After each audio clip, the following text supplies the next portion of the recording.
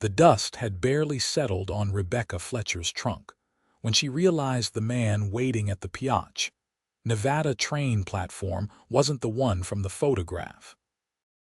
Her heart, already hammering from 3 weeks of travel and uncertainty, sank like a stone in her chest as she stared at the tall cowboy holding a worn letter in his weathered hands. "Miss Fletcher." His voice was deep and steady, nothing like the smooth words written in the correspondence she'd clutched during the endless journey from Boston. "I'm Daniel Sullivan. I work the ranch with my brother Thomas. He asked me to meet you because he got called away on urgent business." Rebecca's gloved fingers tightened around her reticule. The June heat of 1882, Nevada was already making her traveling dress stick to her spine, but a different kind of coldness spread through her limbs. She'd come all this way, left everything she knew, based on letters and one carefully posed photograph of a man who couldn't even be bothered to meet her at the station. "I see." Her voice came out sharper than intended.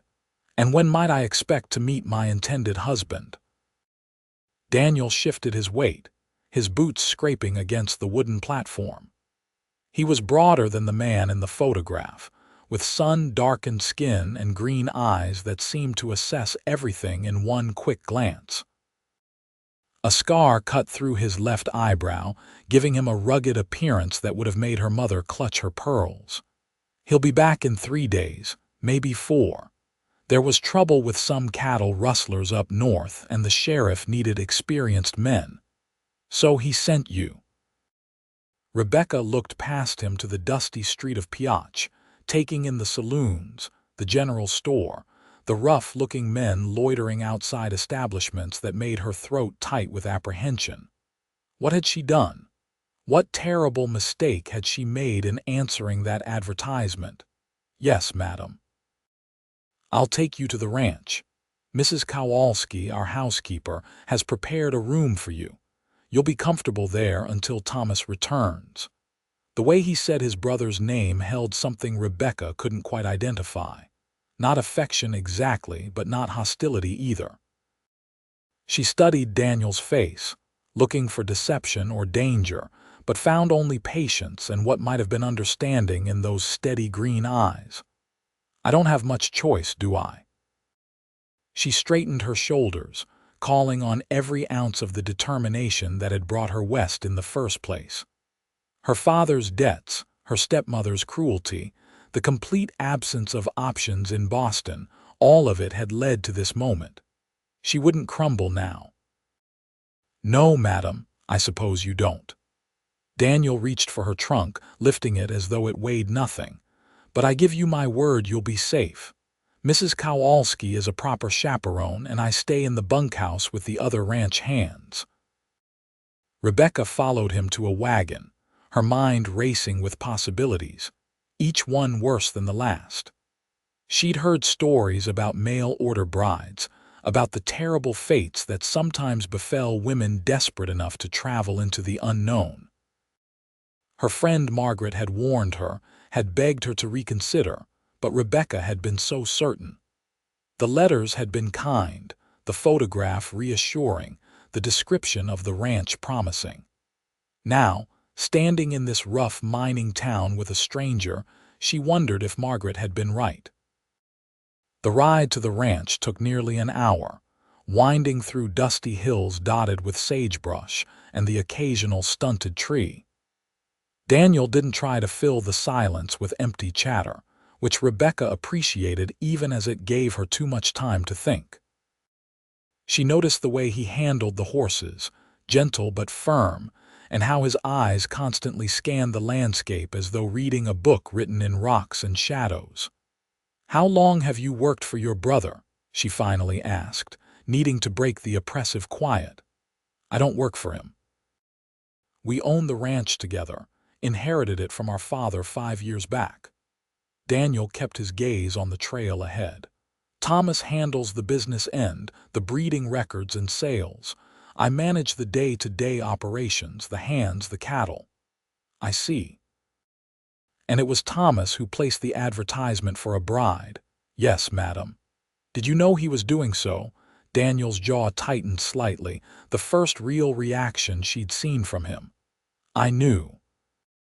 The answer held worlds of unspoken things, but before Rebecca could press further, the ranch came into view. It was larger than she'd expected, a sprawling two-story house with a wide porch, surrounded by several outbuildings, corrals, and what looked like a bunkhouse. Mountains rose in the distance, their peaks still touched with snow despite the summer heat. A woman emerged from the house, wiping her hands on her apron. She was perhaps 50, with iron-gray hair pulled back in a severe bun and a face that had seen its share of hardship.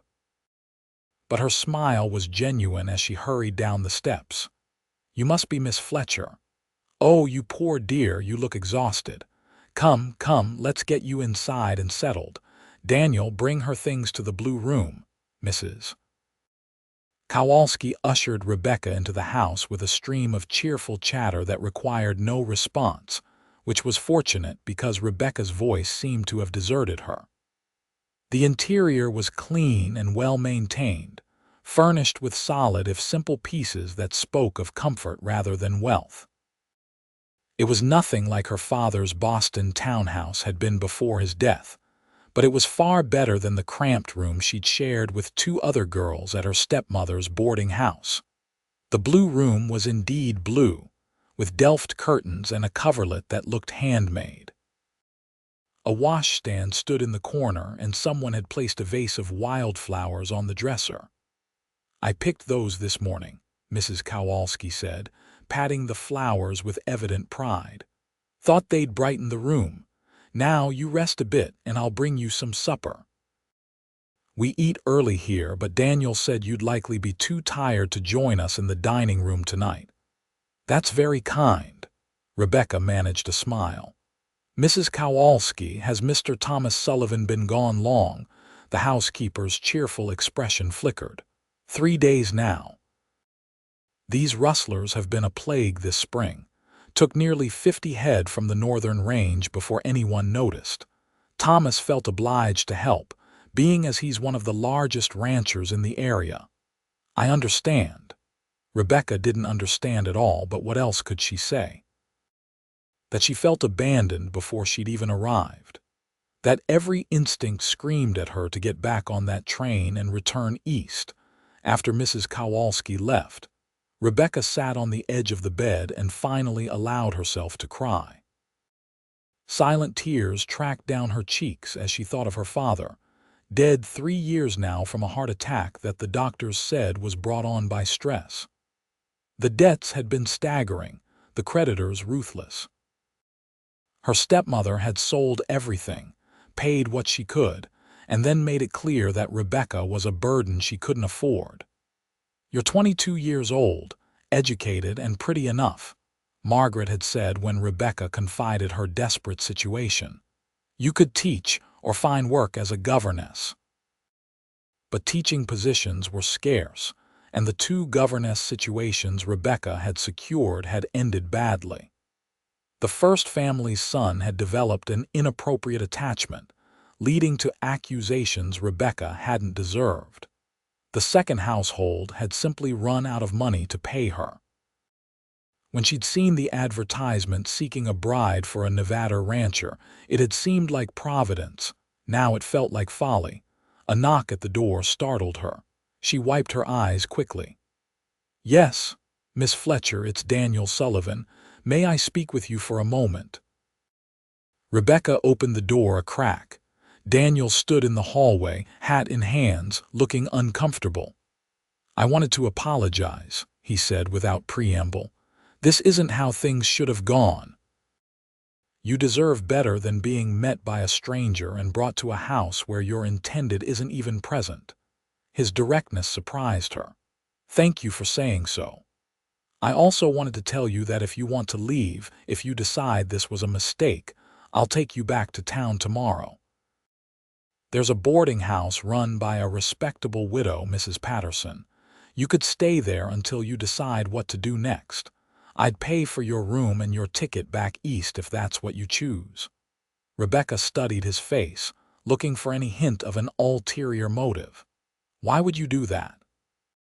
Because you came here in good faith, and that faith is being tested before you've even settled in. It isn't right. Daniel met her gaze steadily. I won't lie to you, Miss Fletcher. Thomas should have waited until he could meet you properly.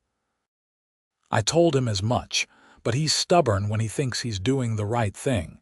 He figured catching these rustlers was more important than keeping his appointment with you. And what do you think? I think you're a person, not an appointment. The words were simple, but the conviction behind them struck something deep in Rebecca's chest. You've traveled 3,000 miles based on promises made in letters. The least you deserve is to be treated with respect and consideration. She wanted to trust the earnestness in his voice, but trust was a luxury she could no longer afford. I'll think about what you've said. Thank you, Mr. Sullivan. Daniel, please, and you're welcome. He settled his hat back on his head and turned to go, then paused. For what it's worth, I hope you'll stay long enough to at least meet Thomas. He's a good man, even if his judgment gets clouded sometimes. After he left, Rebecca returned to the window and watched as he crossed the yard to the bunkhouse.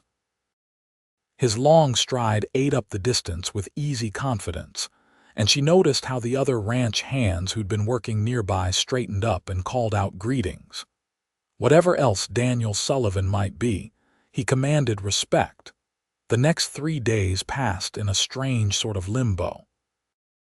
Rebecca rose early, uncomfortable with idleness, and helped Mrs. Kowalski with household tasks despite the housekeeper's protests. She learned that the older woman was a widow whose husband had died in a mining accident 10 years prior, and that the Sullivan brothers had given her employment when no one else would hire a woman her age. They're good boys, Mrs. Kowalski said as they kneaded bread together on the second morning. Their father raised them right before the consumption took him. Thomas thinks too much and Daniel feels too much, but they balance each other out. What do you mean? Rebecca asked, punching down the dough with more force than necessary. Thomas makes decisions with his head, always calculating the practical angle. Daniel leads with his heart, which has gotten him hurt more than once. The housekeeper shaped her portion of dough into a neat loaf. But together, they've built this ranch into something their father would be proud of. Rebecca absorbed this information silently. She'd seen little of Daniel since that first evening. He was up before dawn and worked until after sunset, coming in only for meals that he ate quickly and quietly before disappearing again. When their paths did cross, he was unfailingly polite, but maintained a careful distance that she appreciated even as it puzzled her. On the third afternoon, she was hanging laundry when she heard shouting from near the barn. Rebecca dropped the sheet she'd been pinning and hurried toward the commotion, her heart pounding. A group of men had gathered in a tight circle, their voices raised in what sounded like argument. "I'm telling you it was a clean break," one man shouted. "Nothing to be done for it." "Then we put him down quick and merciful," another responded. "Not yet." Daniel's voice cut through the chaos like a blade. "Let me see him first." Rebecca pushed through the ring of cowboys until she could see what they were looking at. A horse, a beautiful bay with a white blaze, lay on its side in the corral, clearly in distress. One of its legs was bent at an unnatural angle, and the animal's eyes rolled white with pain and fear. "Daniel, be reasonable," an older cowboy said. "That leg's shattered. Horse can't recover from that." "I said let me see." Daniel was already kneeling beside the animal, his hands moving with surprising gentleness over the injured leg. The horse whinnied and tried to struggle, but Daniel spoke to it in a low, soothing voice that Rebecca couldn't quite make out. She watched, transfixed, as he examined the break with careful fingers. The other men shifted impatiently, hands hovering near their gun belts, ready to end the animal's suffering. But Daniel took his time, his expression intent and focused. Finally, he looked up. "It's a clean break, like Charlie said. High on the cannon bone, but clean." "Which means nothing," the older cowboy said, though his tone had softened slightly. "You can't splint a horse's leg and expect it to heal proper. Even if it does, he'll never work again. Maybe not for riding or pulling, but he could still sire foals. He's got good bloodlines, and we paid a fair price for him last fall." Daniel stood, brushing dust from his knees. "I'm willing to try if someone's willing to help." "That's a lot of work for a maybe," Charlie said, but there was less certainty in his voice now. "I know. I'll do most of it myself." Daniel's gaze swept the circle of men. "But I need help getting him into one of the box stalls and someone with a steady hand to hold him while I set and splint the leg." Rebecca found herself stepping forward before she'd consciously decided to move. "I'll help." Every head swiveled toward her. Daniel's eyebrows rose in surprise. "Miss Fletcher, this isn't going to be pleasant. He's in pain and he might thrash." "I grew up with horses, Mr. Sullivan. My father kept a stable before he died." It wasn't entirely true. Her father had kept one aging mare and a carriage horse, but she'd spent enough time with them to know which end bit. "Tell me what you need me to do." For a long moment, Daniel just looked at her, and Rebecca saw something shift in his expression. Then he nodded. "All right. Charlie, Sam, help me get a canvas sling under him. We'll use the pulley system in the barn to lift him enough to get him inside." The next hour was indeed unpleasant. The horse fought the sling, terrified and in agony, and it took all the strength the men could muster to get him positioned in the largest box stall. Once there, Daniel administered a careful dose of laudanum mixed with whiskey, just enough to dull the pain and calm the animal without rendering him completely unconscious. Then came the setting of the bone. Rebecca held the horse's head in her lap, stroking his neck and murmuring nonsense words while Daniel worked. She felt every jerk and shudder of the animal's body, heard every pained whicker, but she didn't let go. Sweat soaked through her dress and her arms ached, but she held on. "Almost there," Daniel said, his own voice strained with effort. "Just need to get this splint secured." "Good boy, easy now, we're helping you." When it was finally done, Daniel sat back against the stall wall, breathing hard. Rebecca remained where she was, still cradling the horse's head as the animal's breathing gradually slowed and evened out. The laudanum was taking full effect now, and the bay's eyes were half closed. "That was well done," Daniel said quietly. "Thank you. Will he recover?" Rebecca asked, not taking her eyes off the horse. "Honestly, I don't know, but he's got a chance now, which is more than he had 20 minutes ago." Daniel wiped sweat from his forehead with his sleeve. "Why did you volunteer to help?" Rebecca considered the question. "Because you were trying to save something everyone else had given up on. That seemed worth supporting, even if it might be futile, especially then." She finally looked at him, and their eyes met across the dim stall. "Hope isn't foolish just because the odds are long, Mr. Sullivan." "Daniel," he corrected softly. "And no, I suppose it isn't." They sat there in the settling dusk, the only sounds the horses breathing and the distant calls of the ranch hands finishing the day's work. Rebecca felt something unknot in her chest, some tight band of anxiety loosening just slightly. She still didn't trust this place, still felt like a fish out of water, but in this moment, watching Daniel Sullivan refuse to give up on a wounded animal, she felt a flicker of something she thought she'd lost forever. Later that evening, after she'd washed and changed into a clean dress, Rebecca joined the household for dinner. It was just her, Mrs. Kowalski, and Daniel, as the ranch hands ate separately in the bunkhouse. "I heard about what you did with Ranger, Mrs."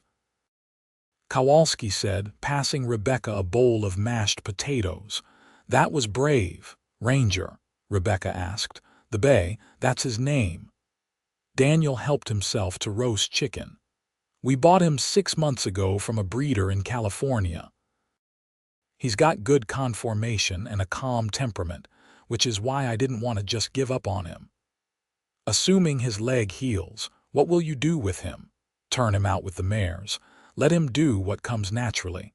A horse doesn't need 4 sound legs for that. Daniel's expression was matter of fact. He can live a good life even if he can't be ridden again. Rebecca thought about that as she ate. It was such a different philosophy from what she'd known back east, where anything broken was simply discarded. Her father's business partners had certainly treated his widow and daughter that way once the money was gone. "How long will you need to care for him?" she asked.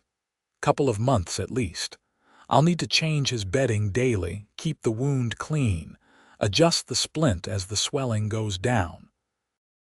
It's going to be time-consuming." Daniel met her gaze across the table. "But I figure anything worth doing is worth doing right." "Spoken like your father," Mrs. Kowalski said with obvious approval. "He always said the measure of a man was how he treated creatures that couldn't help themselves." "Wise words," Rebecca murmured. After dinner, Daniel excused himself to check on Ranger one more time. Rebecca found herself following him to the barn, drawn by a curiosity she didn't entirely understand. She stood in the doorway of the stall and watched as he knelt beside the horse, checking the splint and speaking in that same low, soothing voice she'd heard earlier. "You really care about him," she observed. "I care about all the animals on this ranch. They depend on us to look after them properly." Daniel adjusted the horse's water bucket to make it easier for him to drink while lying down. "That's the responsibility we take on when we keep livestock. Your brother feels the same way." Daniel's hand stilled for just a moment. "Thomas cares about the ranch, about maintaining it, growing it, making it profitable. Animals are part of that equation. But not in the same way you care. No, not in the same way." He stood and brushed straw from his pants. "Thomas thinks I'm too sentimental sometimes. He's probably right." "I don't think sentiment is a weakness," Rebecca said. "Not when it's paired with action." "Is that what you see? Sentiment and action?" Daniel tilted his head, studying her in the lamplight. "I see someone who notices when something is hurting and tries to help. That's not common in my experience." They walked back to the house together, maintaining a respectable distance but conscious of each other in a way that made Rebecca's skin feel too tight. At the porch steps, Daniel bid her good night and headed toward the bunkhouse. Rebecca watched him go, her mind a jumble of thoughts she wasn't ready to examine too closely. The next morning dawned gray and cool, with clouds gathering over the mountains. Rebecca was helping Mrs. Kowalski prepare breakfast when they heard horses approaching. The housekeeper looked out the window and smiled. "That'll be Thomas and the sheriff's posse, I expect. About time, too." Rebecca's stomach clenched. This was it, the moment she'd been simultaneously dreading and anticipating. She smoothed her hands over her apron and tried to calm her racing heart. 5 men rode into the yard, all dusty and tired-looking. The man in the lead dismounted with a groan and stretched his back. He was tall, though not quite as tall as Daniel, with darker hair and sharper features. He wore spectacles that he removed to clean on his shirttail, and even from a distance, Rebecca could see the resemblance to his brother. Thomas Sullivan had arrived. Rebecca watched from the window as Daniel emerged from the barn and approached his brother. The 2 men spoke briefly, their body language suggesting a conversation that was cordial but not particularly warm. Then Thomas looked toward the house, and even from this distance, Rebecca saw him square his shoulders as though preparing for an unpleasant task. "Best go freshen up, dear Mrs. Kowalski said gently. "He'll want to meet you properly." Rebecca nodded mutely and hurried to her room. She changed into her best day dress, the dove-gray one with pearl buttons that made her auburn hair look less aggressively red. She pinned her hair up carefully and pinched her cheeks to give them color. When she looked in the mirror, she saw a presentable young woman with guarded hazel eyes and a mouth set in a line that was far from welcoming. This was the man she was supposed to marry. This stranger who'd left her abandoned with his brother while he chased rustlers. She needed to at least try to give him a fair chance, for her own sake if nothing else. Where else could she go? What other options did she have? The knock on her door came sooner than she expected. Mrs. Kowalski's voice called out, "Miss Fletcher, Thomas would like to meet you in the parlor when you're ready. I'll be right down." The parlor was a pleasant room with a stone fireplace and comfortable chairs arranged around a low table.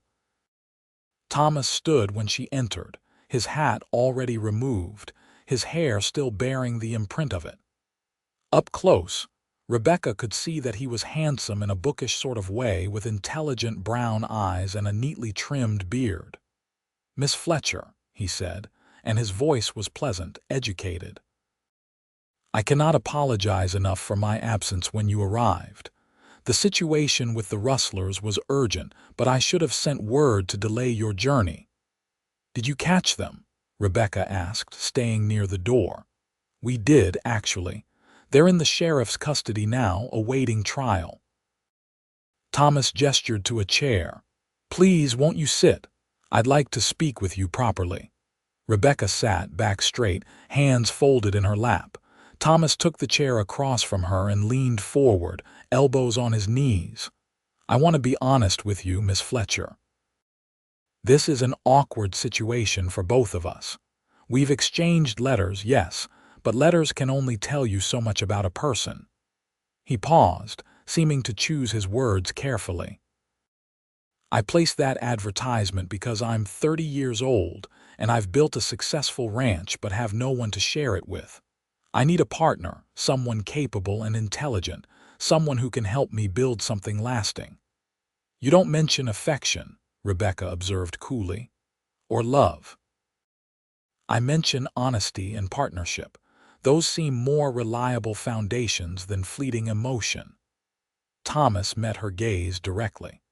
"I won't lie to you and claim love at first sight, Miss Fletcher, but I believe we could build a good marriage based on mutual respect and common goals." It was a practical speech, well-reasoned and sincere. Rebecca should have found it reassuring. Instead, she felt oddly deflated. "And what if I've decided this was a mistake?" she asked. "What if I want to return east?" "Then I'll buy you a ticket and wish you well, though I hope you won't make that decision hastily." Thomas sat back. "I'm asking you to give this a fair trial. Stay for a few weeks, get to know the ranch, get to know me, then decide. Is that reasonable?" It was reasonable. It was all perfectly logical and sensible, exactly the kind of proposal she should want. So why did it leave her feeling empty? "That's reasonable," she agreed. "Thank you for your honesty, Mr. Sullivan. Thomas, please, we should at least be on first-name terms if we're considering marriage." Over the next 2 weeks, Thomas courted Rebecca with methodical efficiency. He showed her the ranch's account books and explained his breeding program. He took her on carefully chaperoned rides around the property, pointing out boundaries and water sources and future plans. He was unfailingly polite, respectful of her space and clearly intelligent. He was also, Rebecca realized, completely uninteresting to her. It wasn't his fault. On paper, Thomas Sullivan was everything she should want in a husband. He was financially stable, educated, respectful, and genuinely kind in his own reserved way. But there was no spark, no flutter of excitement when he entered a room, no desire for his company beyond basic politeness. What made it worse was her growing awareness of Daniel. She saw him every day, of course. He still took his meals with them, still worked from dawn to dusk, still checked on Ranger multiple times daily. But now she found herself watching for him. noticing the way his hair curled slightly at his collar when it got too long, the way his hands were always gentle with the animals no matter how rough the work, the way his rare smiles transformed his entire face. It was madness. Daniel had never been anything but proper with her, maintaining that careful distance even as they fell into an easy pattern of conversation. She helped him with Ranger's care most evenings, and they talked while they worked, about nothing and everything. He told her about growing up on the ranch, about his father's death and the struggle to keep the property going.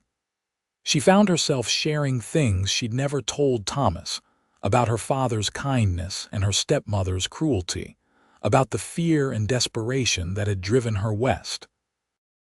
"You're stronger than you think," Daniel said one evening as they changed Ranger's bedding. The horse was improving daily, able to stand for short periods now, though the leg was still splinted. "It takes courage to start over. Or desperation," Rebecca said wryly. Courage and desperation often look the same from the outside. The difference is in how you handle the situation once you're in it. Daniel forked fresh straw into the corner of the stall. "You could have fallen apart when Thomas wasn't here to meet you. Instead, you adapted. That's courage." Rebecca felt warmth spread through her chest at his words. "You give me too much credit." "I don't think I give you enough."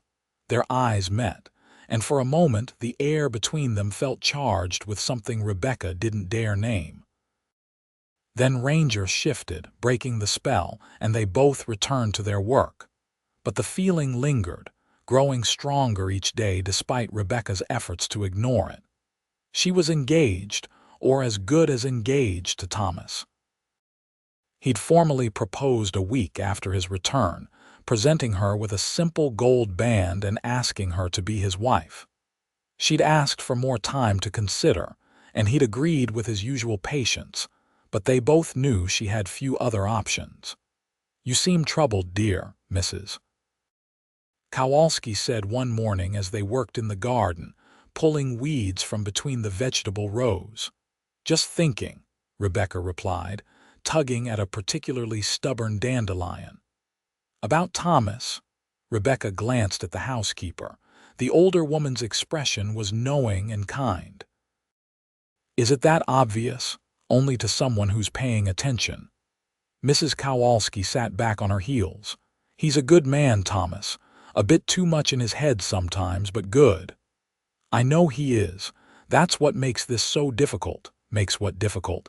Deciding whether to marry him. Deciding whether it's fair to marry him when I don't love him." The words came out before Rebecca could stop them. "When I might never love him." Mrs. Kowalski was quiet for a long moment, her gnarled hands working soil from a weed's roots. "Many marriages start without love and find it along the way. Many others never find it at all but make good partnerships regardless. That seems like a sad way to live. It can be. But loneliness is sad too, and poverty and uncertainty. You have to weigh what matters most to you." The housekeeper fixed Rebecca with a penetrating stare. "Of course, that calculation changes if your heart's already involved elsewhere." Rebecca felt heat climb her cheeks. "I don't know what you mean." "Don't you?" Mrs. Kowalski's tone was gentle, not accusatory. "I've watched you these past weeks, Rebecca. I've seen where your eyes go when you think no one's looking. It doesn't matter where my eyes go. I came here to marry Thomas." Rebecca yanked out another weed with unnecessary force. "Daniel has never been anything but proper with me." "Of course he hasn't. He's too honorable for that.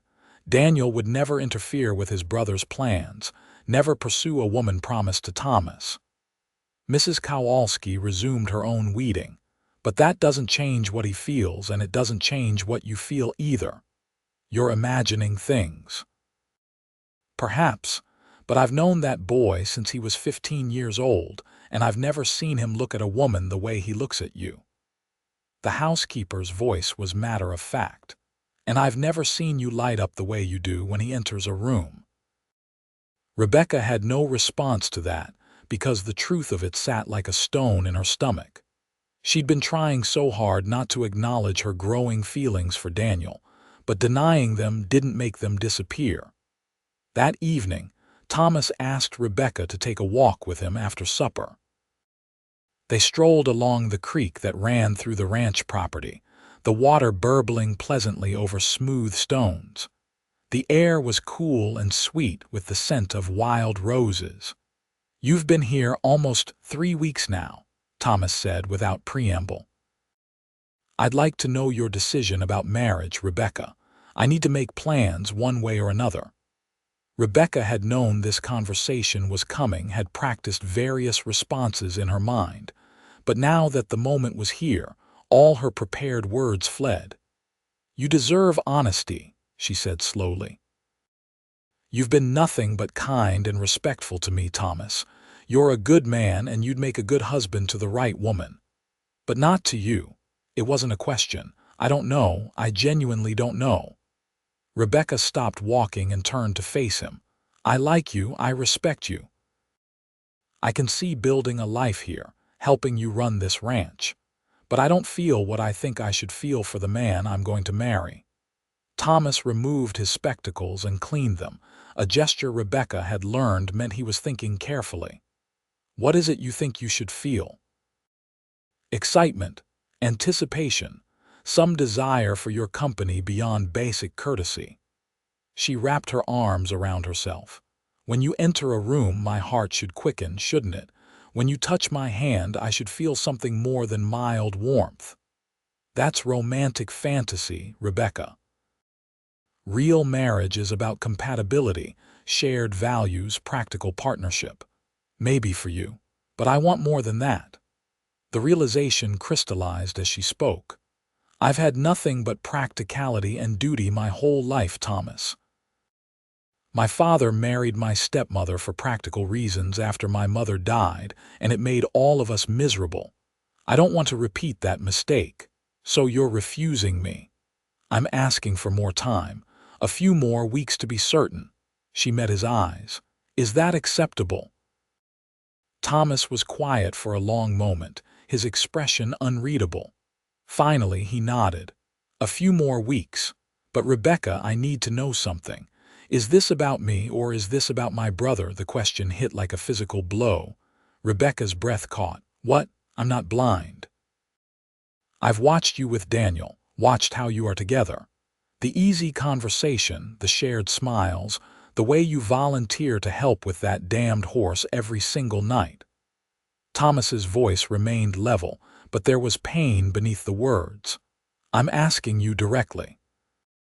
Is your hesitation about me, or is it about feelings you have for Daniel?" Rebecca wanted to lie, wanted to protect them all from this terrible, messy truth. But Thomas had asked for honesty, and he deserved it. "Both," she whispered. "I don't know you well enough to love you yet, and I'm not certain I ever will, because every time I try to imagine a future with you, my mind wanders to someone else, someone I have no right to think about. Daniel." Thomas said his brother's name with something like resignation. "Yes. But he's never done anything inappropriate, Thomas. He's never even hinted at having feelings for me. This is entirely my failing. I don't think it's a failing to have honest emotions." Thomas replaced his spectacles. "And I don't think Daniel's feelings are as hidden as he believes them to be." Rebecca's heart lurched. "What do you mean?" "I mean that I've known my brother his entire life, and I've seen how he looks at you when he thinks no one notices. I've heard the change in his voice when he says your name." Thomas sighed. "I'd hoped I was wrong, or that it didn't matter because you'd chosen to be here for me, but clearly it does matter." "I'm so sorry, Thomas. You don't deserve this." "No, I don't. But wallowing in that won't help anyone." He started walking again, and Rebecca fell into step beside him. "I need to think about this situation, and you need to be honest with yourself about what you really want. Let's table the marriage discussion for now." They walked back to the house in silence, the comfortable distance they'd maintained now feeling like a chasm. When they reached the porch, Thomas bid her good night with cool politeness and headed toward the barn. Rebecca went to her room feeling like she'd made a terrible mess of everything. She'd come here to escape an impossible situation and had somehow created a new one just as complicated. She cared for Thomas in an abstract way, recognized his worth and kindness, but her heart remained stubbornly fixed on a man who'd never given her any indication he wanted it. She was still sitting in the dark, staring out her window at the star-strewn sky, when she heard raised voices from the direction of the barn. Male voices, angry and sharp in the quiet night. Rebecca pressed her face to the glass, trying to see, and caught glimpses of two figures in the lamplight spilling from the barn door. Thomas and Daniel, clearly arguing. Rebecca pressed her hand to her mouth, guilt washing over her in waves. She'd done this, driven a wedge between brothers with her confused feelings and inability to choose. She wanted to run down there, to somehow fix what she'd broken, but what could she possibly say? The argument lasted perhaps 10 minutes before Thomas stalked away toward the house, and Daniel remained in the barn. Rebecca watched as the light moved, tracking Daniel's path to Ranger's stall. He stayed there for a long time, and Rebecca imagined him sitting with the horse, finding the solace in the animal's presence that he couldn't find with his brother. Sleep didn't come easily that night. Rebecca tossed and turned, her mind racing through possibilities and consequences. She could marry Thomas, try to make the best of it and push down her feelings for Daniel. She could leave, return east with nothing but the clothes on her back and start over yet again. Or she could be honest about what she wanted and risk destroying whatever fragile peace existed between the Sullivan brothers. None of the options seemed bearable. The next morning dawned gray and drizzly, matching Rebecca's mood. She helped Mrs. Kowalski with breakfast, but the housekeeper's usual cheerful chatter was subdued. When Daniel came in for his meal, his face was shuttered and remote. Thomas didn't appear at all. "He's working on the accounts in his study," Mrs. Kowalski explained when Rebecca asked. "Said he wasn't hungry." Daniel ate quickly and left without his usual polite conversation. Rebecca felt his absence like a physical ache, which only reinforced how tangled her feelings had become. Over the next week, both brothers avoided her as much as possible. Thomas took his meals in his study and spent long hours riding the property alone. Daniel changed his schedule so that he checked on Ranger only when Rebecca was occupied elsewhere. The easy camaraderie she'd begun to feel at the ranch evaporated, leaving her isolated and miserable. Mrs. Kowalski finally confronted her one afternoon as they were preserving peaches. "This has gone on long enough," the housekeeper announced, slamming a jar down on the counter with enough force to make Rebecca jump. "Those boys are making themselves miserable. You're making yourself miserable, and the whole ranch feels like a funeral. I know. I don't know how to fix it." "You fix it by making a decision and sticking to it. Marry Thomas, marry Daniel, or leave, but this limbo is poison." Mrs. Kowalski fixed her with a stern look. "I'm fond of you, Rebecca, but I'm more loyal to those boys. They've been hurt enough in their lives without you adding to it through indecision." The words stung, partly because they were deserved. "Daniel hasn't asked me to marry him. He hasn't even indicated he has feelings for me beyond basic kindness."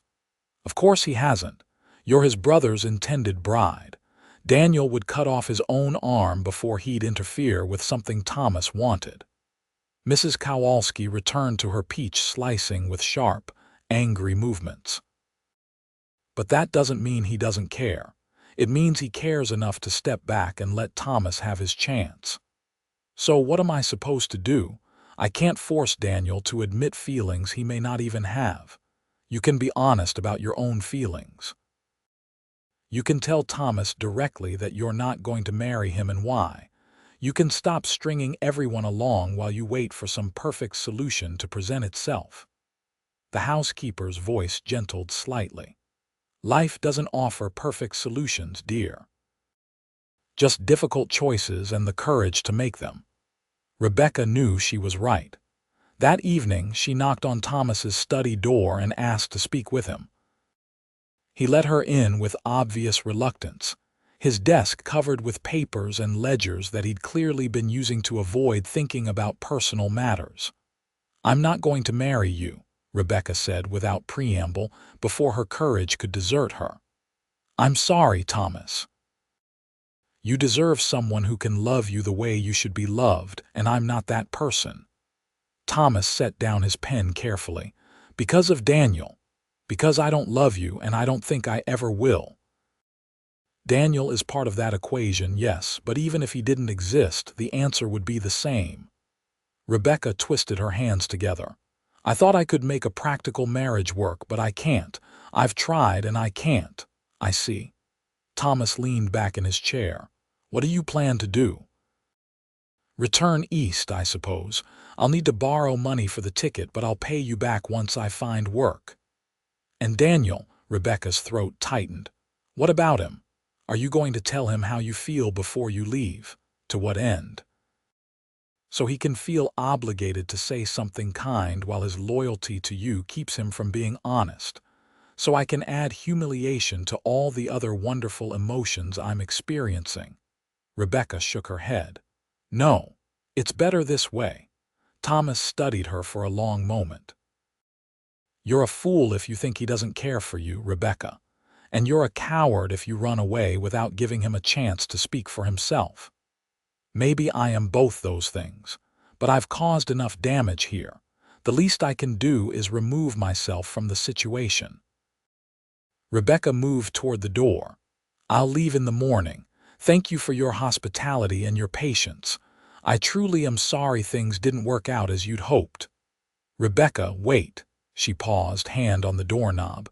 "I'm not a particularly emotional man," Thomas said slowly. "I process things through logic and reason, and I make decisions based on practical considerations. But I do understand human nature well enough to know when someone is making a mistake born of fear rather than wisdom. I don't understand. You're afraid. Afraid of admitting what you want because you might not get it.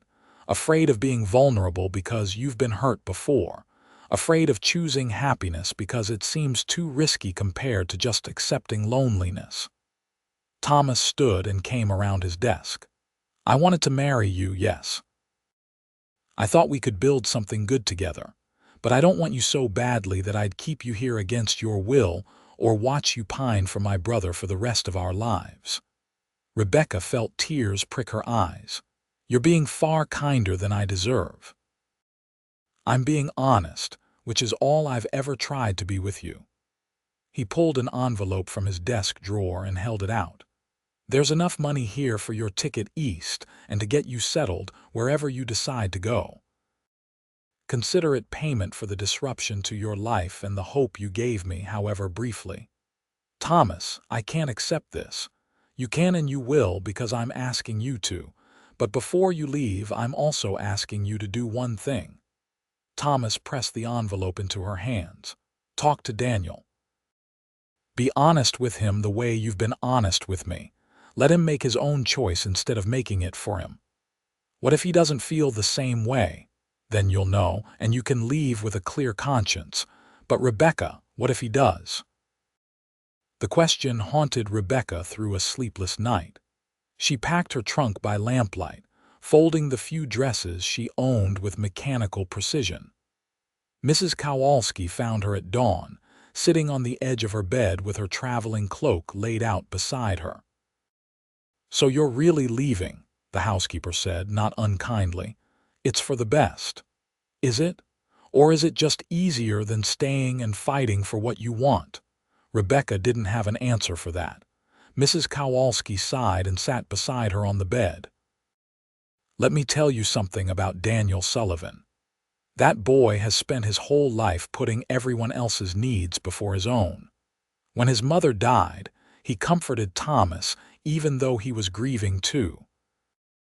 When their father got sick, he took over running the ranch so Thomas could finish his education. When they needed money to keep this place going, Daniel worked himself half to death without complaint. The housekeeper took Rebecca's hand. He's never asked for anything for himself because he doesn't think he has the right. If you leave without telling him how you feel, he'll assume it's because you don't care, and he'll never speak up to correct that assumption. What if I tell him and it ruins his relationship with his brother? What if you don't tell him and you both spend the rest of your lives wondering what might have been? Mrs. Kowalski squeezed her hand. I've lived a long time, dear. I've made my share of mistakes, but the ones I regret most aren't the times I took a risk and failed. They're the times I didn't take the risk at all. After the housekeeper left, Rebecca sat for a long time, weighing fear against possibility. Finally, she stood, smoothed her skirt, and walked to the barn with her heart hammering against her ribs. Daniel was in Ranger's stall, unwrapping the splint with careful hands.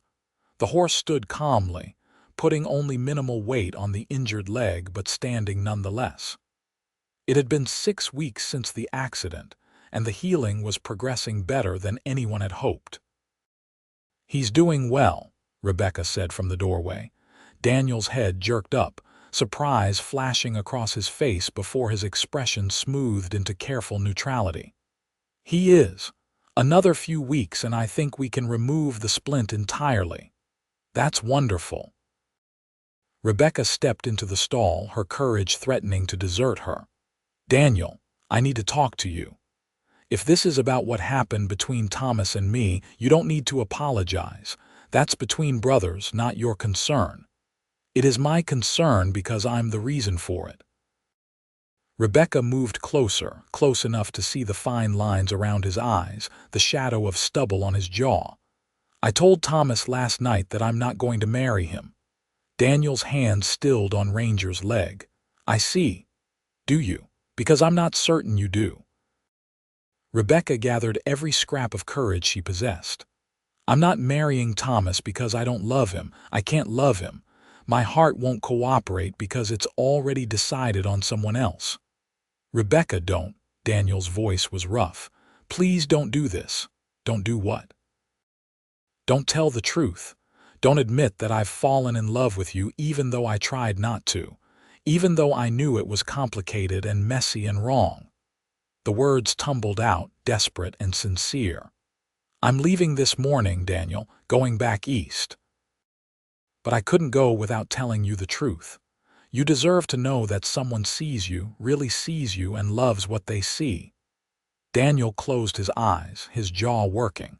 When he opened them again, Rebecca saw anguish there that took her breath away. You can't love me, he said hoarsely. You came here for Thomas. This ranch, this life, it's all his vision, his plan. I'm just the brother who works the land. You're the man who saved a horse everyone else had given up on, who speaks gently to frightened animals and treats a mail-order bride with more respect and kindness than anyone else in her life ever has. Rebecca reached out and placed her hand over his on Ranger's leg.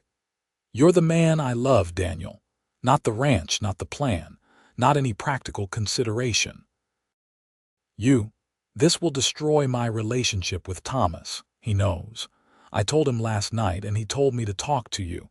He said you should have the chance to make your own choice. Rebecca's voice cracked. I'm not asking you to choose me. I know that's not fair, not after everything.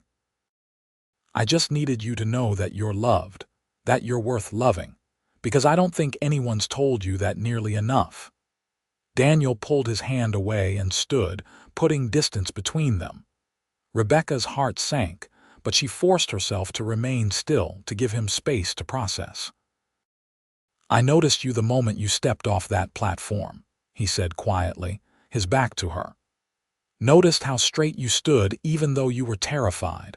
Noticed the way you lifted your chin when you were scared, like daring the world to break you. He turned to face her, and his eyes were bright with unshed tears. I knew then that Thomas was getting someone special, and I hated how much I wished it was me instead. Daniel. His name was a prayer on her lips. I tried to keep my distance. Tried to be proper and respectful and stay out of the way. But you kept showing up, helping with Ranger, talking to me like I mattered, making me laugh. He scrubbed a hand over his face.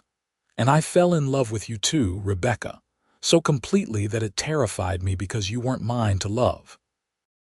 I am now, Rebecca whispered. If you want me, I'm yours. What about Thomas? What about the life you were supposed to have? I don't want the life I was supposed to have. I want you. I want to wake up next to you every morning and help you care for wounded horses and learn every single thing that makes you smile. She crossed the distance between them. I want the life we could build together, not the one someone planned for me. Daniel reached out and touched her face with trembling fingers, as though he couldn't quite believe she was real. I have nothing to offer you that Thomas couldn't offer better. He's smarter, more successful, more everything. He's not you. Rebecca covered his hand with hers. And you're the only one I want. For a moment, Daniel just looked at her, his expression a war between hope and doubt. Then something shifted, some internal wall crumbling, and he pulled her into his arms with a ragged sound that was half laugh, half sob. I love you, he said into her hair. I love you so much it's been killing me to pretend I don't.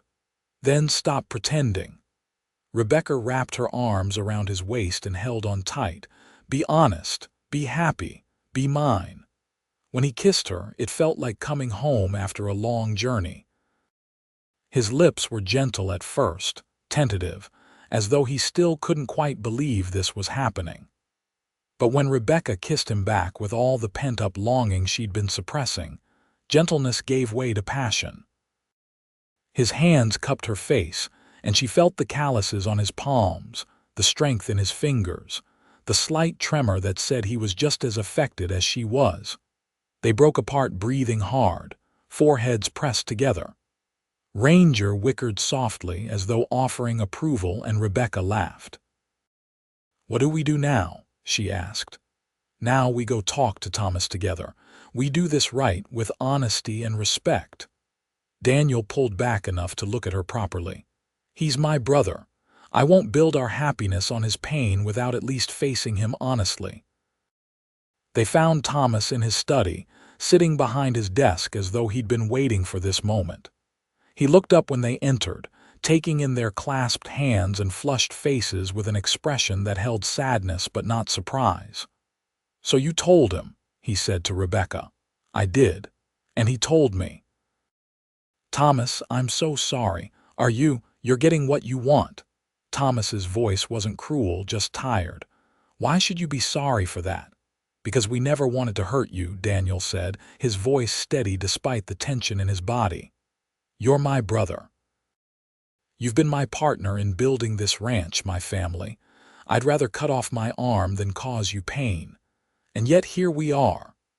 Thomas stood and walked to the window, looking out at the land they'd worked together to maintain. I'm not going to pretend this doesn't hurt, Daniel.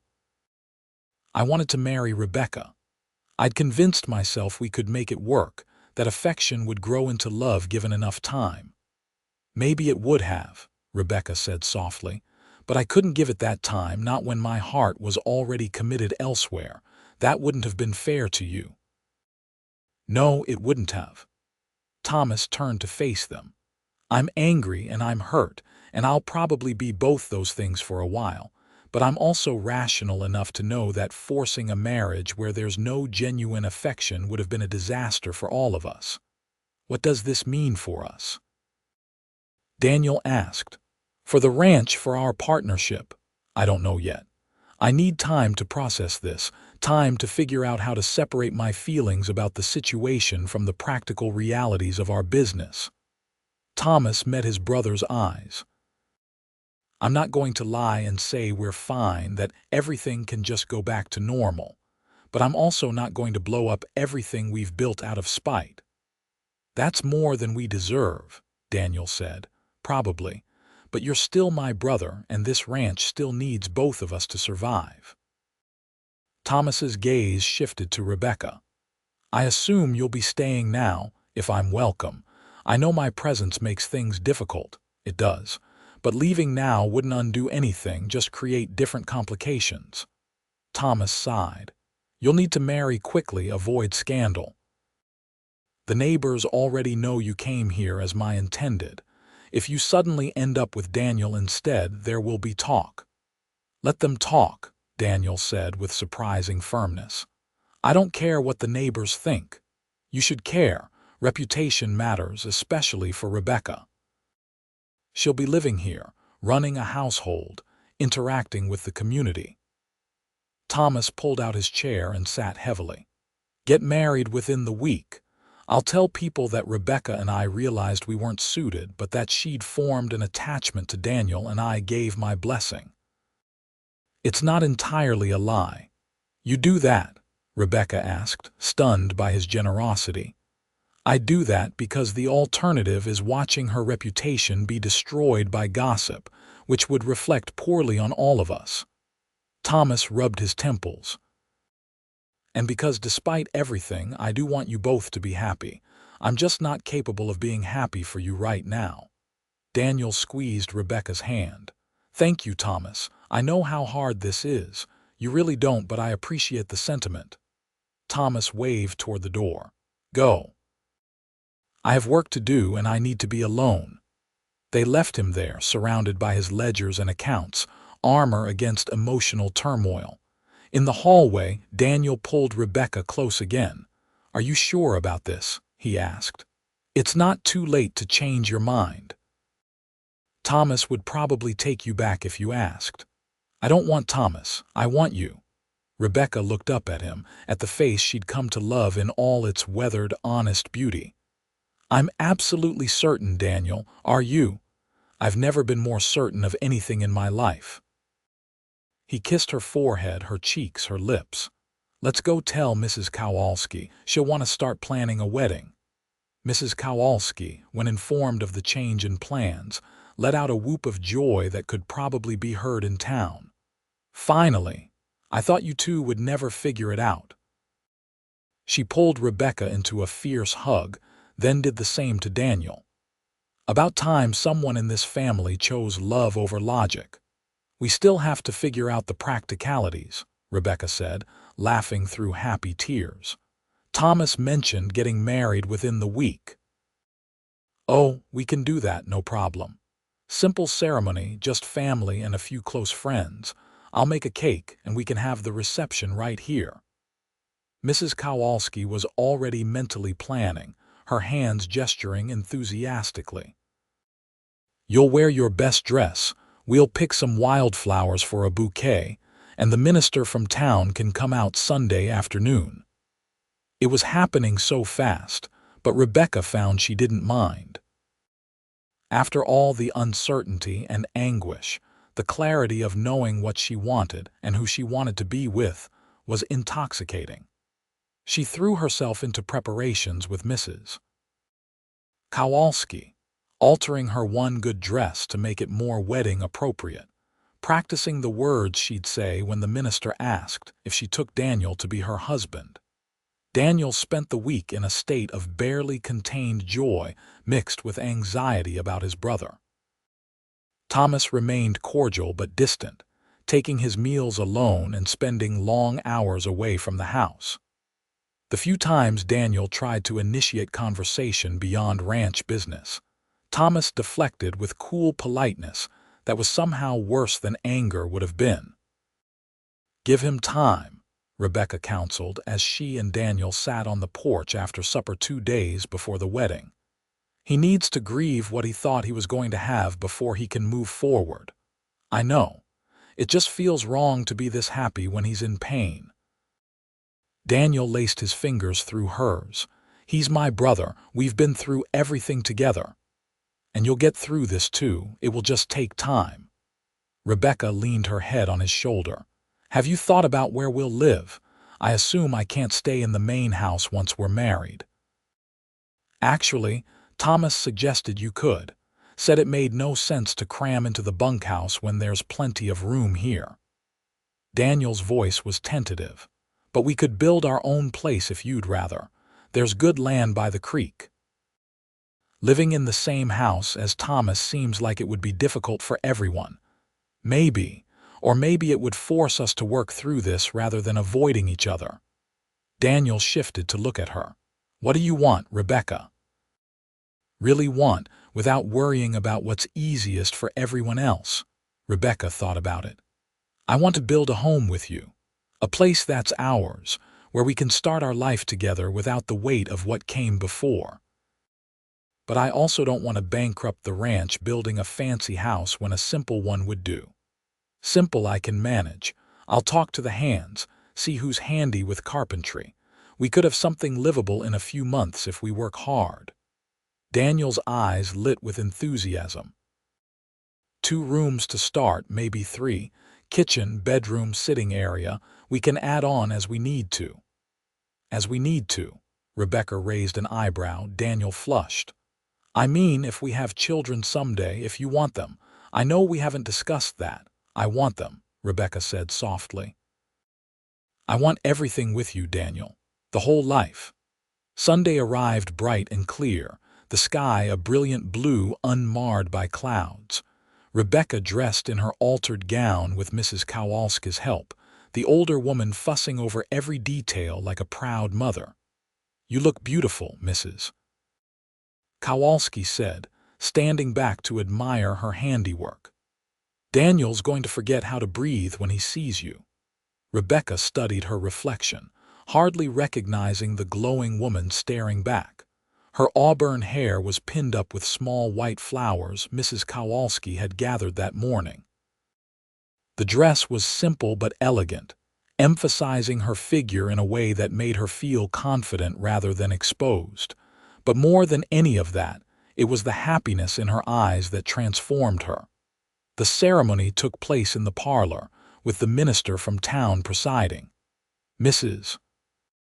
Kowalski and a few of the ranch hands served as witnesses. Thomas stood in the back, his expression carefully neutral, but he'd shown up, which felt significant when Daniel saw Rebecca descend the stairs. His eyes went wide and bright, and he did indeed seem to forget how to breathe for a moment. He was dressed in his best suit, his hair neatly combed for once, and Rebecca thought she'd never seen anyone more handsome. The ceremony itself was brief.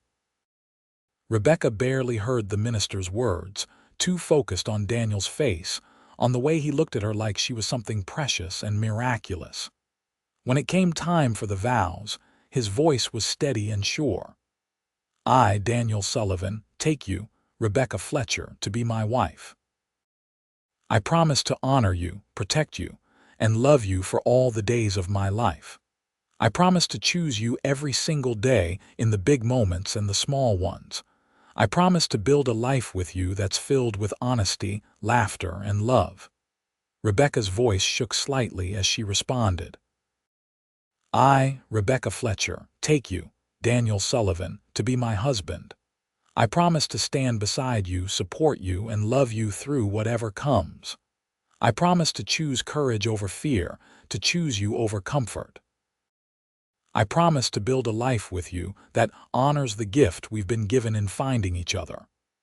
When the minister pronounced them husband and wife, Daniel kissed her with such tenderness that Rebecca felt tears slip down her cheeks.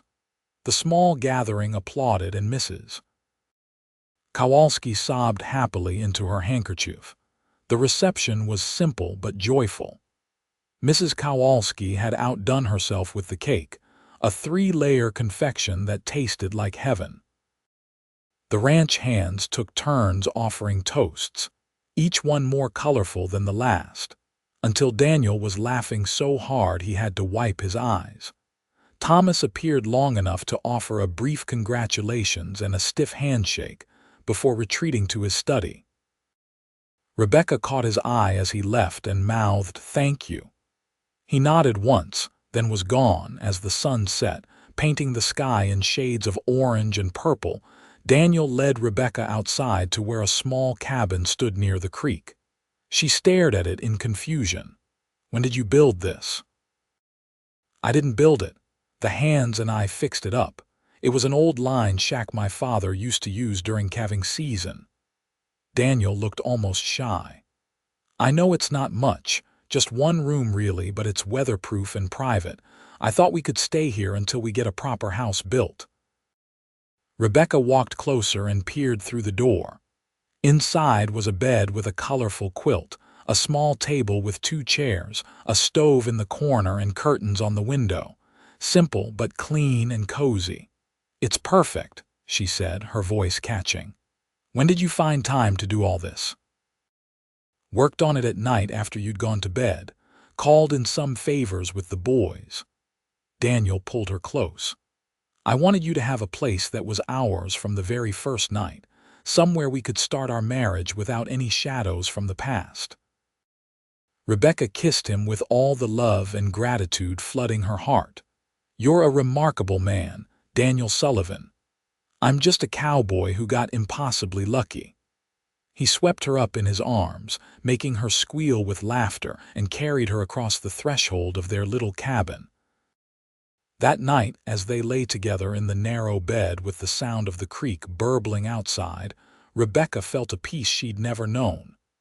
Daniel's arms were around her, his breath warm against her neck, and for the first time in years she felt completely safe. Are you happy? He murmured into the darkness. So happy I can barely stand it, she replied honestly. Are you? More than I ever thought I deserved to be. He pressed a kiss to her shoulder. Thank you for being brave enough to tell me how you felt, for not running away. Thank you for being patient enough to wait until I figured it out. Rebecca turned in his arms to face him. I love you, Daniel. I'm going to spend the rest of my life showing you how much. I'm going to hold you to that, Mrs. Sullivan. The next weeks were a blur of work and laughter and stolen kisses. True to his word, Daniel began building them a proper house by the creek. He worked on it in every spare moment, with Rebecca helping when she could, and the ranch hands contributing labor whenever they had time. Slowly, the structure took shape, growing from foundation to frame to walls. Thomas remained cordial but distant, a shadow of his former self. He threw himself into the business side of the ranch with renewed fervor, spending long hours on correspondence and breeding records. Rebecca tried several times to reach out to him, to build some kind of bridge, but he politely rebuffed every attempt. He'll come around, Daniel said, though he sounded less certain each time. He just needs more time. 3 months after the wedding, Rebecca woke one morning feeling oddly queasy. She attributed it to something she'd eaten, but when the feeling persisted for several days, Mrs. Kowalski took one look at her and smiled knowingly. You're pregnant, dear. Rebecca stared at her in shock. I can't be. I mean, I know we haven't been preventing it, but it's only been 3 months. 3 months is plenty of time. Trust me, I know the signs. Mrs. Kowalski patted her hand. How do you feel about it? Terrified, thrilled. A little of both. Rebecca pressed a hand to her still flat stomach. We're not even in our new house yet. Babies don't care about construction schedules. This one will come when it's ready, house or no house. The housekeeper's eyes were warm. Does Daniel know? Not yet. I wanted to be sure before I told him, but keeping it secret proved impossible. That evening, when Daniel kissed her hello after a long day of work, he pulled back and studied her face. What's different? He asked. What do you mean? Something's different. You look, I don't know, like you're glowing or something. His eyes widened. Rebecca, are you pregnant? She nodded, unable to keep the smile from her face. I think so. Mrs. Kowalski seemed certain. Daniel let out a whoop that probably startled every animal on the ranch. He picked Rebecca up and spun her around, laughing with pure joy. We're going to have a baby. We're going to be parents. Put me down before you make me dizzy, Rebecca protested, but she was laughing too. That night they lay together making plans and dreaming about the future. Daniel's hand rested protectively on her stomach, his expression full of wonder. "Boy or girl, what do you think?" he asked. "I don't care as long as they're healthy." Rebecca covered his hand with hers. "What about names?" They spent hours discussing possibilities, discarding some and keeping others for consideration. By the time they finally fell asleep, they had a short list for each possibility. The next morning, Daniel shared the news with Thomas over breakfast. His brother's reaction was carefully controlled congratulations, a handshake, and a few stiff words of well-wishing that felt rehearsed. Rebecca saw the hurt flash across Daniel's face before he hid it. After Thomas left, Rebecca took Daniel's hand. "I'm sorry. I know you wanted him to be happy for us. He is, in his way. He's just not ready to show it yet." Daniel squeezed her fingers. "Maybe when the baby comes, maybe that will help. It's hard to stay angry around a child." Rebecca hoped he was right. The house was finished a month before the baby was due. It was small but sturdy, with 2 bedrooms, a generous kitchen, and a sitting room with large windows that let in the morning light. Daniel had even built a covered porch where they could sit in the evenings and watch the sunset over the mountains. Moving day was an event, with Mrs. Kowalski directing everyone like a general commanding troops. The ranch hands carried furniture, Rebecca packed dishes and linens, and Daniel made a dozen trips hauling boxes. By nightfall, they were settled in their new home, exhausted but happy. Thomas had helped, though he'd maintained his emotional distance throughout. But as he was leaving, he paused at the door and looked around the small house with something that might have been wistfulness. "It's a good home," he said quietly. "You built something solid here, Daniel." "We built it," Daniel corrected. "You helped, same as everyone else." "I moved some lumber." "You had the vision." Thomas met his brother's eyes. "I'm trying, Daniel. I know I haven't been easy to be around these past months. I'm trying to get past it. I know you are, and I'm grateful for every bit of effort, truly." Daniel extended his hand, and after a moment, Thomas shook it. "We're brothers. We'll figure this out eventually. Maybe." Thomas nodded to Rebecca. "Take care of them both." "With my life," Daniel promised. After Thomas left, Rebecca wrapped her arms around her husband from behind, her pregnant belly pressed against his back. That was progress. It was. Small, but progress. Daniel turned to face her, pulling her as close as her stomach would allow. "Come on, Mrs. Sullivan. Let me show you our bedroom." Their son was born on a snowy February morning, arriving 3 weeks early with a lusty cry that announced his presence to the world. The labor was hard but blessedly short, with Mrs. Kowalski serving as midwife and Daniel wearing a hole in the floor with his pacing. When Mrs. Kowalski finally emerged from the bedroom with a squalling bundle wrapped in blankets, Daniel's hands shook as he took his son for the first time. "He's perfect," he breathed, staring down at the tiny red face. "Rebecca, he's absolutely perfect." "Let me see him," Rebecca called weakly from the bedroom, and Daniel hurried in to place their son in her arms. She looked down at the baby, at his shock of dark hair and scrunched-up features, and fell instantly, completely in love. "Hello, little one. We've been waiting for you." "What should we name him?" Daniel asked, sitting carefully on the edge of the bed. They debated names for months without settling on anything definite. But now, looking at her son, Rebecca knew. "Jacob," she said. "Jacob Sullivan, after my father." Daniel's eyes grew misty. "Jacob, I like that. Jacob Michael Sullivan, after both our fathers." News of the birth spread quickly through the ranch. The hands stopped by to offer congratulations and peer at the baby. Mrs. Kowalski brought enough food to feed an army, insisting Rebecca needed to keep her strength up for nursing. Thomas arrived late in the evening when the excitement had died down and Rebecca was resting. He stood in the doorway of the bedroom, looking uncomfortable. "May I come in?" he asked formally. "Of course." Rebecca gestured to the chair beside the bed, where Daniel had spent most of the afternoon staring besottedly at his sleeping son. Thomas sat and looked at the baby in Rebecca's arms.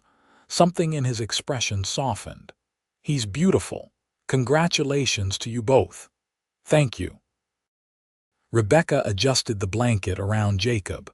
"Would you like to hold him?" "I wouldn't want to impose." "You're his uncle, Thomas. You're not imposing."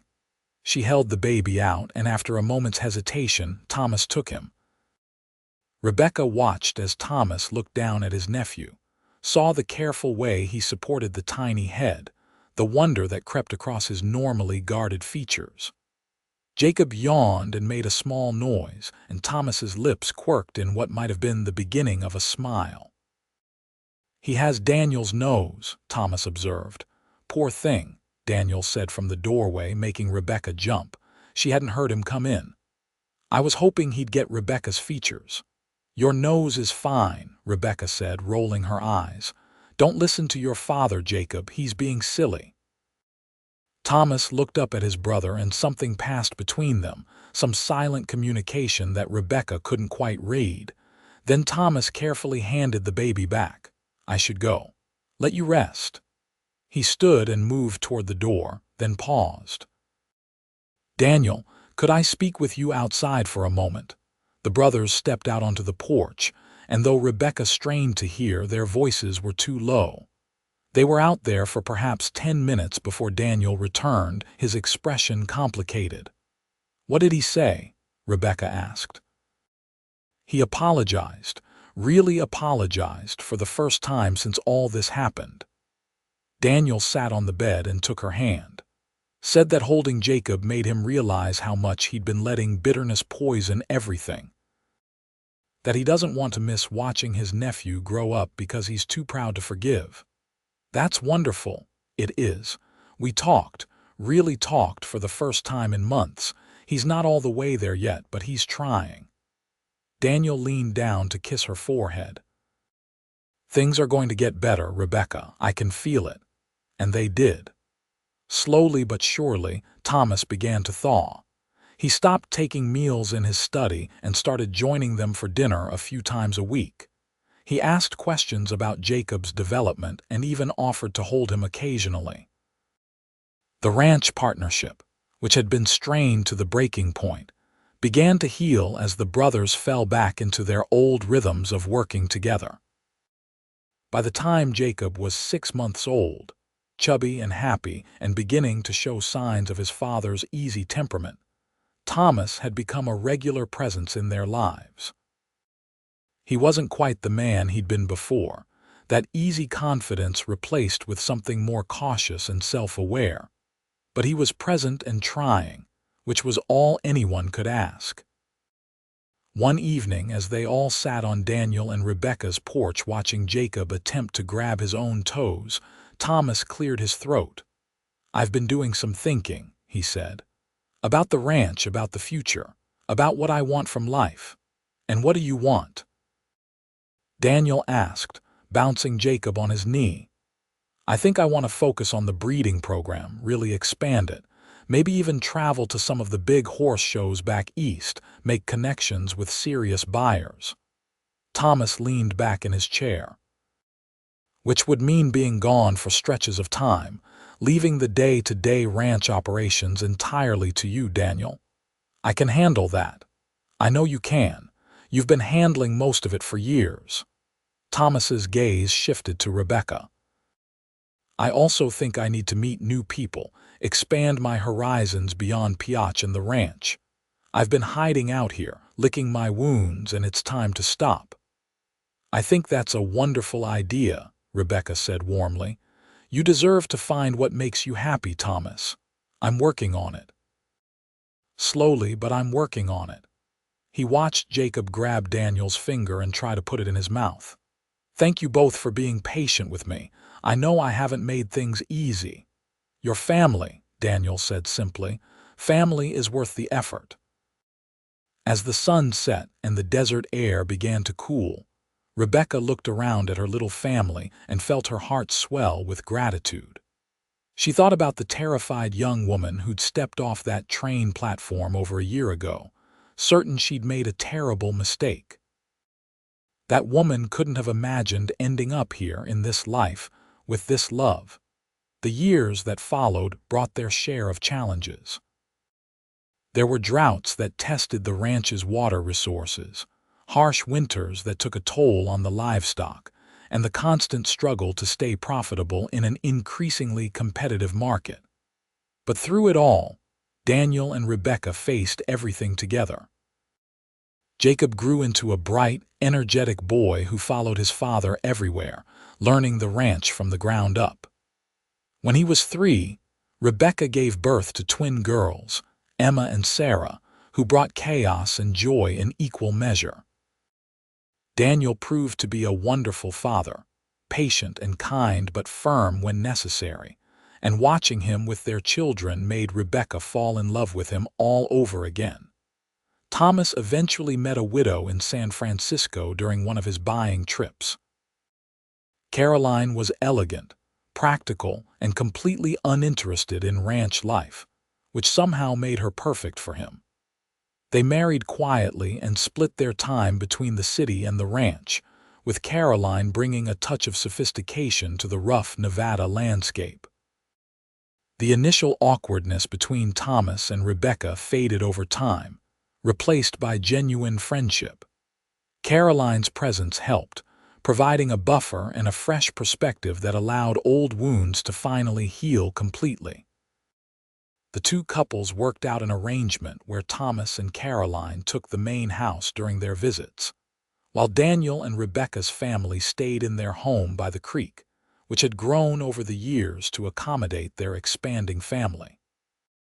By the time Jacob was 10, with the twins a precocious 7 and a baby brother named Peter toddling after them all, the ranch was thriving. The breeding program Thomas had built was nationally recognized, and the cattle operation Daniel ran was profitable and sustainable. The brothers had found their balance, each contributing what they did best, their partnership stronger for having weathered the storm of those early years. One evening, as Rebecca sat on the porch watching Daniel teach Jacob how to rope a fence post, she marveled at how different her life had turned out from what she'd planned. She'd come west expecting a practical marriage to a stranger, resigned to making the best of a difficult situation. Instead, she'd found a love so deep and true it still took her breath away. Daniel looked up and caught her watching. He smiled, that slow, warm smile that still made her heart skip, and mouthed, "I love you," across the yard. Rebecca smiled back, her hand resting on her slightly rounded stomach. They hadn't told the children yet about baby number 5, wanting to wait until she was further along, but Daniel knew, of course. He always seemed to know, as the sun set over the Nevada mountains, painting the sky in shades of gold and crimson. Rebecca counted her blessings. A husband who loved her fiercely and tenderly, children who were healthy and happy, a home built on honesty and trust, a family that had weathered storms and come out stronger. She thought of that scared young woman on the train platform and wished she could tell her, "Wait, be brave. Trust that sometimes the plan falling apart is exactly what needs to happen for the right life to begin. Trust that the cowboy who seems too good to be true might just be exactly what he appears. Trust that love, real love, is worth waiting for, worth fighting for, worth choosing even when it's complicated and messy." Most of all, she'd tell that young woman to trust herself, to trust her heart, her instincts, her courage. Because in the end, that's what had brought her here, to this porch, this family, this beautiful, unexpected life.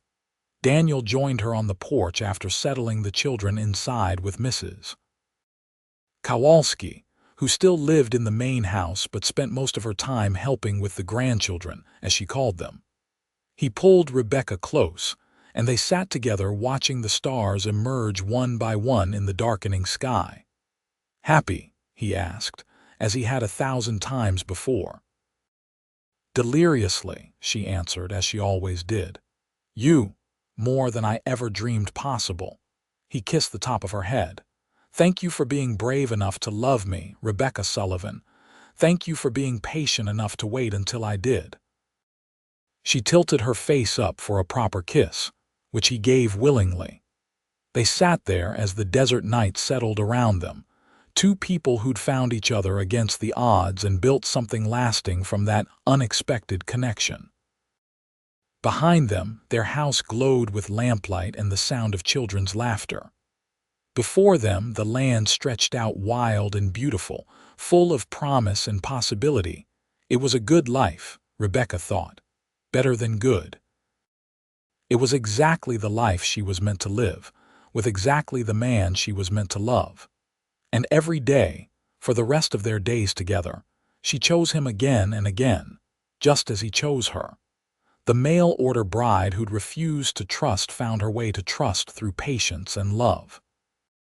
The cowboy who waited was rewarded with everything he'd never dared to want.